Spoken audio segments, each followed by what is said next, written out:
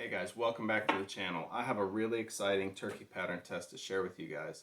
But before we get into that, let's look at the shotgun that I've been using for all of these testing videos.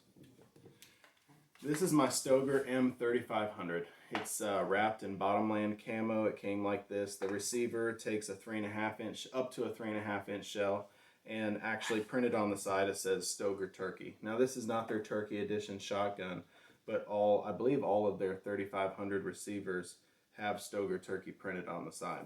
This is a 28-inch field barrel with the factory provided turkey choke. That's a 660 constriction turkey choke that came with the shotgun when I bought it. There's nothing fancy about it. It's not ported. It doesn't have any bevels. It's just a general constriction choke tube that extends the barrel about 1.25 inches, and it just constricts down to 0.660 inch at the end of it. I've tested it with my micrometer, and it's dead on. The load that we're testing today is the Winchester Long Beard XR 3.5 inch 6-shot. It has 2 ounces of 6-shot going 1200 feet per second. This is their copper plated lead. A box of 10 shells cost me $25.99 at my local gun shop.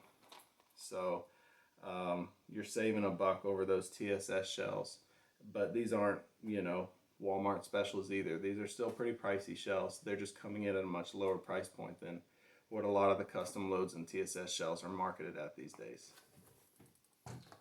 Let's first roll the footage of shooting on the range. This is a 40-yard shot.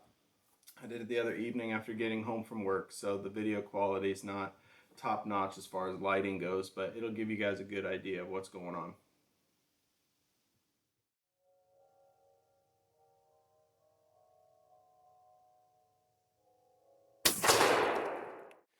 That's the Long Beard XR 3.5 inch 2 ounce of 6-shot, and the target fell off the backer, but we'll count them when we get inside.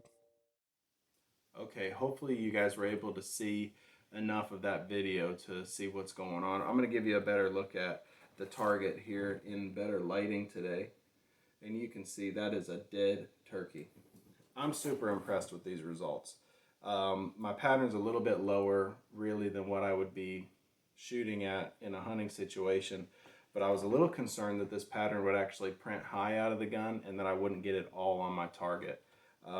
But this hit exactly point of aim. I centered it right over top of the wattle here where the feathers meet the neck, and that's typically where I shoot in hunting situation, but because I know now where this is printing, I'm going to aim up a little bit higher and put it right under his chin.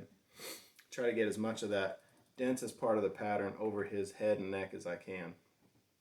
Even with this, there are 1, 2, 3, 4, 5, 6, 7, 8, 9, 10, 11, 12, 13, 14, 15, 16.